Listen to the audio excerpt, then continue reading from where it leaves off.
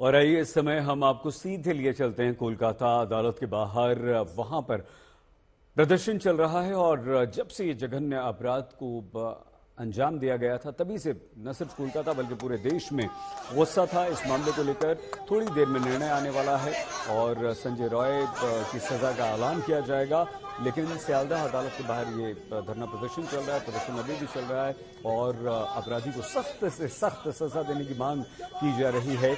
9 अगस्त को इस बच्ची के साथ बलात्कार किया गया था, उसकी हत्या कर दी गई थी और उसके बाद से देश भर में प्रदर्शन हुए तो पूरा देश हिल गया था।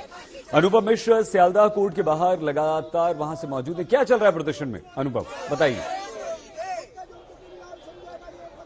जी सईद, अभी बड़ी जो बड़ा अपडेट आ रहा है, जो जजमेंट है उसको रिजर्व रखा गया है और 2:45 पर सजा सुनाई जाएगी। अभी ये ऐलान किया गया है जजमेंट की जज की ओर से कहा गया है कि मैं थोड़ा समय चाहता हूं और 2:45 पर फिर से कोर्ट बैठेगी और उस वक्त सजा की घोषणा की जाएगी। तो अभी थोड़ा वक्त है, लगभग 1.5 घंटे का वक्त लिया है जो जज हैं अनिर्बान दास ने और ठीक 2:45 पर जो सजा है वो सुनाई जाएगी। हालांकि जो प्रदर्शन की बात है, तो प्रदर्शन दूर में हो रहा है, कोर्ट के एकदम आसपास सुरक्षा काफी कड़ी की गई है। यहाँ पर किसी को आने नहीं दिया जा रहा है। कोर्ट के काफी बाहर कुछ लोग जरूर एकत्रित हुए हैं, लेकिन बहुत ज्यादा की संख्या में जिस तरह का विरोध प्रदर्शन हमने पहले देखा था, हजारों लाखों की संख्या में लोग सड़कों पर उतरे थे, वैसी सिचुएशन, वैसे हालात अभी यहाँ पर नहीं है। हालांकि सजा का जो घोषणा है वो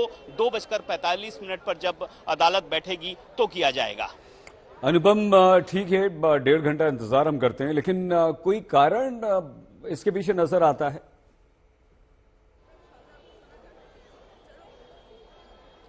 जी देखिए, जज की ओर से जो कहा गया है, मैं थोड़ा समय लेना चाह रहा हूं। हालांकि अब देखिए लगभग 1-1.5 घंटे की जो सुनवाई हुई उसमें जो जज हैं उन्होंने कई लोगों को सुना, खासतौर पर संजय रॉय को सुना जिसने कहा कि मैं बेगुनाह हूं। इसके बाद दोनों के वकीलों को सुना, सीबीआई के वकील ने फांसी की मांग की, जो विक्टिम के जो वकील हैं उन्होंने भी फांसी की मांग की है, जबकि जो संजय रॉय के वकील हैं उन्होंने फांसी के अलावा ऑल्टरनेट जो पनिशमेंट है उसकी मांग की है। ऐसे में ये जो 3-4 ऑल्टरनेट पनिशमेंट क्या हो सकता है, उम्र कैद या कुछ और? इसके बाद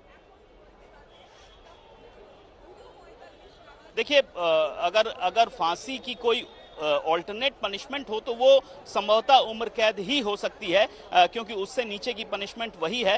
तो ये अब देखना होगा 2:45 पर जब अदालत बैठेगी तो वो किस तरह की सजा का ऐलान करती है। तो क्या हम ये थोड़ा सा ये समझें, हालांकि जल्दबाजी होगा अनुपम, कि फांसी से उम्र कैद, फांसी और उम्र कैद इसी के बीच जज जो हैं वो निर्णय लेना चाहते हैं और इसीलिए उन्होंने समय लिया है? जी देखिए, अगर हम जो धाराएं लगाई गई हैं उसके मुताबिक देखें, कानूनी तौर पर देखें तो धारा 64, धारा 66 और धारा 103 के तहत बीएनएस की ये पूरा का पूरा मामला, इसमें गिल्टी करार दिया गया, दोषी करार दिया गया संजय रॉय को। अब इसमें उम्र कैद की सजा का प्रावधान भी है और जो मैक्सिमम पनिशमेंट होती है, कैपिटल पनिशमेंट, मृत्युदंड, उसका भी प्रावधान है। ऐसे में अब देखिए पल्ला किसका भारी है। यहाँ पर ये देखने वाली बात होगी कि जो पेरेंट्स हैं जिन्होंने अपनी बेटी को खोया है वो फांसी की सजा की मांग कर रहे हैं। जो संस्था है, जांच संस्था सीबीआई, उनकी ओर से भी फांसी की सजा की मांग की गई है। उन्होंने इस मामले को रेयरेस्ट ऑफ रेयर मामला भी करार दिया गया है।